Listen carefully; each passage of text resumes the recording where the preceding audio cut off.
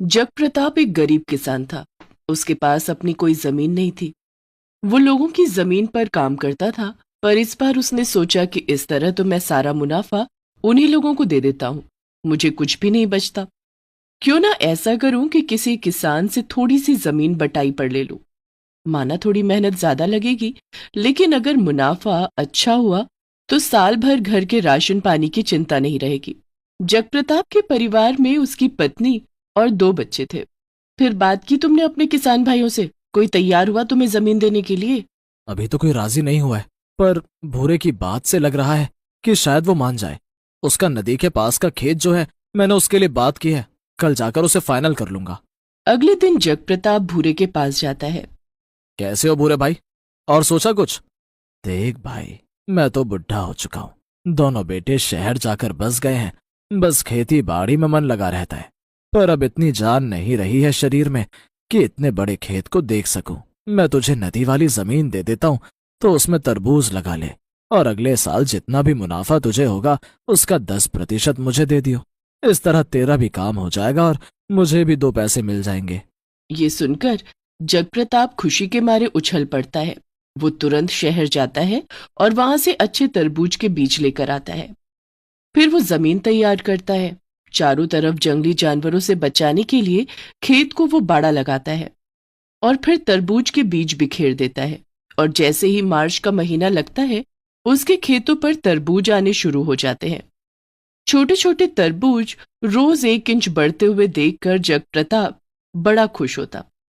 देख लेना बंटी की माँ, इस बार ही हमारी फसल बहुत अच्छी होगी। और इस बार फसल अच्छी होने के बाद में भूरे से बात कर उसकी और जमीनों पर भी तरबूज की खेती करूंगा। उसे भी पैसे मिलते रहेंगे और मेरा घर भी अच्छे से चलेगा। बस भगवान करे इस बार सब कुछ अच्छा अच्छा हो जाए। तुम्हें पता है, आज पड़ोसन मिली थी मुझे रास्ते में। कह रही थी कि खेतों की तरफ से आ रही थी और खेत में तरबूज लद लद कर आए हैं। वो तो कह रही थी कि जहां तक मेरी नजर गई बड़े बड़े तरबूज मिट्टी पर पड़े हुए थे, कहीं नजर ना लग जाए किसी की। हाँ हाँ, तुम सही कह रही हो। मैं कल डंडी पर हांडी डाल दूंगा, फिर हमारे खेतों को किसी की नजर नहीं लगेगी। तभी उसके दोनों बच्चे वहां आते हैं और जगप्रताप से जिद करने लगते हैं। बाबा, खेतों में तरबूज पक गए हैं क्या?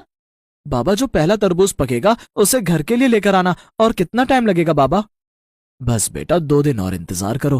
कुछ अच्छे तरबूज हैं, 2 दिन में पक जाएंगे। और वैसे मैं कुछ घर ले आऊंगा और बाकी सारे बाजार में बेच दूंगा। बच्चे बड़े खुश थे कि वो पहली बार अपने बाबा के हाथ के लगाए हुए तरबूज खाएंगे। सब कुछ अच्छा चल रहा था। जिस दिन जगप्रताप अपने खेतों में तरबूज तोड़ने जाता है, तो उसके पैरों के नीचे से जमीन निकल जाती है। तरबूज का जमीन पर लगने वाला हिस्सा कीड़ों ने खा लिया था। हे भगवान, ये क्या हुआ? मैं तो समझ रहा था कि ये तरबूज नीचे से पक रहे होंगे, लेकिन लेकिन सब कीड़ों ने खा लिए। मेरे बच्चों के कितने सारे सपने यहीं पर खत्म हो गए। अब उन्हें फसल का पहला तरबूज कैसे खिलाऊं? वो चिंता में डूबा हुआ बैठा था। तभी उसे ख्याल आया कि तरबूज तो मैं कहीं से भी लाकर बच्चों को खिला दूंगा। जो सबसे बड़ी परेशानी है वो ये है कि पत्नी से कैसे कहूंगा। पूरा दिन वो खेतों में ही बैठा रहा। जब शाम हो गई तो वो अपने घर की तरफ चल पड़ा। उसे रास्ते में एक तरबूज वाला दिखाई दिया। उसने उसे हाथ देकर रोका। तरबूज वाले भैया, तरबूज कैसे दिए? ये वाला तरबूज मुझे दे दो। क्या बात है भैया, तुम तो पूरी तरह पसीने में भीगे हुए हो। कोई मुसीबत है क्या? भैया, किस्मत की बात है। हम अपनी किस्मत से नहीं लड़ सकते। किसी से जमीन लेकर तरबूज लगाया और सारी फसल खराब हो गई। ओहो, मैं तो समझ सकता हूँ भाई। मैं भी एक किसान हूँ। फसल खराब होने का जो मुझे भी पता है दुख। जग प्रताप उससे तरबूज ले लेता है और पैसे पूछता है, तो वो आदमी पैसे लेने से मना कर देता है। तुम कैसी बात कर रहे हो भैया? तुम्हारा और मेरा काम एक ही है। मजबूरी आज तुम्हारे पास है, कल मेरे पास भी हो सकती है। आओ, ये तरबूज अपने बच्चों को खिलाओ। जग प्रताप उसे धन्यवाद देकर वहां से जाने लगता है कि तरबूज वाला उसे आवाज देता है। भैया, मुझे नहीं पता कि मुझे तुम्हारी मदद किस प्रकार करनी चाहिए, लेकिन मैं पूरा दिन तरबूज बेचता भी हूँ और काट कर भी बेचता हूँ। मेरे पास कुछ बीज पड़े हुए हैं और इन्हें अपने खेतों में लगाकर देखो। नफा नुकसान तो होता ही रहता है। इन बीजों को लगा लो, मान लेना कि तुम्हारी फसल में फल देर से उगा है। तुम्हारा जितना शुक्र अदा करूं कम है भैया। आते जाते मिल लिया करना। भाई, मैं तो मुसाफिर हूँ, आज यहाँ बेचता हूँ, कल कहीं और बेचने चला जाऊंगा। और हाँ, जान रही तो जरूर मिलूंगा। जग प्रताप तरबूज और बीज लेकर चला जाता है। घर पहुंचकर वो अपने बच्चों को तरबूज देता है। पिताजी, ये तरबूज तो कितना बड़ा और भारी है। मैं इसको पानी में डाल देता हूँ, जब ठंडा हो जाएगा तो हम लोग इसे खाएंगे। हाँ हाँ, चलो भैया, हम तरबूज टब के अंदर डाल देते हैं। बच्चों के चेहरे की खुशी को देखकर जगप्रताप किसी से कुछ नहीं कहता और चुपचाप आंख बंद करके लेट जाता है। थोड़ी देर बाद बच्चे तरबूज निकाल कर लाते हैं और वो जगप्रताप को काटने के लिए दे देते हैं। तुम लोगों को अच्छा लगा ना बेटा तरबूज? आओ, लाओ, मैं तुम्हें उसे खाने के लिए देता हूँ। उसकी पत्नी थाली लेने के लिए रसोई में चली जाती है। दोनों बच्चे पालती मारकर अपने बाबा के पास बैठ जाते हैं। जगप्रताप थाली आने पर उस तरबूज को काटने लगता है, पर वो बड़ा हैरान था कि चाकू तो एकदम से तरबूज के अंदर घुस जाता है। फिर उसे इतना समय क्यों लग रहा है? वो पूरा दम लगाकर उस तरबूज को काटता है तो वो लोग हैरान हो जाते हैं। उस तरबूज में छोटे छोटे हीरे थे। सारे हीरे थाली में और जमीन पर बिखर जाते हैं।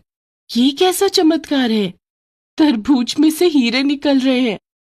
अरे, अब तुम कहाँ चले? तुम लोग चुपचाप बैठे रहो, मैं भी आता हूँ। जगप्रताप भागता हुआ उस जगह पर जाता है जहां पर वो तरबूज वाला मिला था। तरबूज वाला उसे दूर दिखाई देता है तो वो भागते भागते उसके पास जाता है, लेकिन तभी वहां एक रोशनी होती है और वो तरबूज वाला गायब हो जाता है। इसका मतलब उस फरिश्ते को भगवान ने भेजा था मेरी मदद के लिए। हे भगवान, ये कहावत तो सच हो गई कि तू देता है तो छप्पर फाड़ कर देता है। जगप्रताप खुशी खुशी घर आता है और अपनी पत्नी को वो सारे हीरे दे देता है और बच्चों से वादा करता है कि कल सुबह वो उनके लिए खाने वाला तरबूज लेकर आएगा। अगली सुबह जगप्रताप अपने खेतों में जाता है और सारे तरबूज उखाड़ कर फेंक देता है। अपनी जमीन को फिर से तैयार करता है। उसके दिए हुए बीजों को वो सारे में बिखेर देता है। फिर वो बाजार जाता है और अपने दोनों बच्चों के लिए ताजा तरबूज खरीद कर लाता है। बच्चे तरबूज खाकर बहुत खुश थे। एक दिन ऐसे ही निकल जाता है। अगले दिन सुबह जब प्रताप अपने खेतों में जाता है तो वहां पर ताजे ताजे तरबूज लगे हुए थे। अपने खेतों में नई फसल देखकर जगप्रताप खुशी के मारे उछल पड़ा और उसने हाथ में लेकर तरबूज को देखा तो वो सब बिल्कुल सही थे। वो फटाफट 2-4 तरबूज उनमें से तोड़ देता है और घर आ जाता है। बाबा, आप तरबूज ले आए? कहीं ऐसा तो नहीं है ना कि कल की तरह आज भी इसमें से पत्थर निकले? नहीं नहीं मेरे बच्चों, कल के तरबूज में से पत्थर हमारी किस्मत बदलने के लिए थे, लेकिन आज जो तरबूज मैं लाया हूँ वो बहुत ही मीठे और रसीले हैं। वो जल्दी से तरबूज खाने के लिए अपने बच्चों को देता है। सारा परिवार बड़ा खुश था कि उनके खेतों में इतने अच्छे मीठे रसीले तरबूज लगे हैं। अगले दिन जगप्रताप सारे तरबूज को तोड़कर मंडी में बेच देता है, जिससे उसे बहुत अच्छा दाम मिलता है। वो सारे पैसे लाकर अपनी पत्नी के हाथ पर रख देता है। तभी भूरे उसके बाद मिलने के लिए आता है। वाह भाई वाह जगप्रताप, मैं सालों से उस खेत में खेती कर रहा हूँ, लेकिन इतने बढ़िया मीठे रसीले तरबूज मैंने आज तक नहीं देखे। तुमने तो सचमुच में खेतों में सोना उगा दिया। ये सब तुम्हारी कृपा है। ना तुम अपनी जमीन देते और ना वो जमीन सोना उगलती। भाई, मैंने तेरा हिस्सा अलग से रखा हुआ है, ले अपना हिस्सा भी ले ले। अरे, मैं तो तुझे खेत में लगे हुए तरबूज की बधाई देने आया था। भाई, तेरी बदौलत मेरा घर चलेगा। ले, ये अपने पैसे पकड़, जितना बोझ कम हो उतना अच्छा। और हाँ, अगर फसल बहुत अच्छी रही तो अगले साल तुझसे मैं तेरा पूरा खेत ले लूंगा और तुझे उसका 30% दे दूंगा। ये सुनकर जगप्रताप भूरे से वादा भी ले लेता है। भूरे के वहां से चले जाने के बाद वो फिर से अपने तरबूजों को तोड़कर उन्हें बेच आता है। उस जादुई तरबूज में से निकले हुए उन हीरों से वो अपने लिए एक अच्छा सा घर बनाता है और अपने बच्चों के लिए बहुत सारी अच्छी चीजें खरीदता है। सभी गांव वाले जगप्रसाद की किस्मत पर उसे बधाइयां दे रहे थे। जो होता है अच्छे के लिए ही होता है। उधर फसल खराब हुई और उधर वो तरबूज वाला मुझे मिल गया। फिर उसके जादुई तरबूज ने तो हम लोगों की किस्मत ही बदल दी।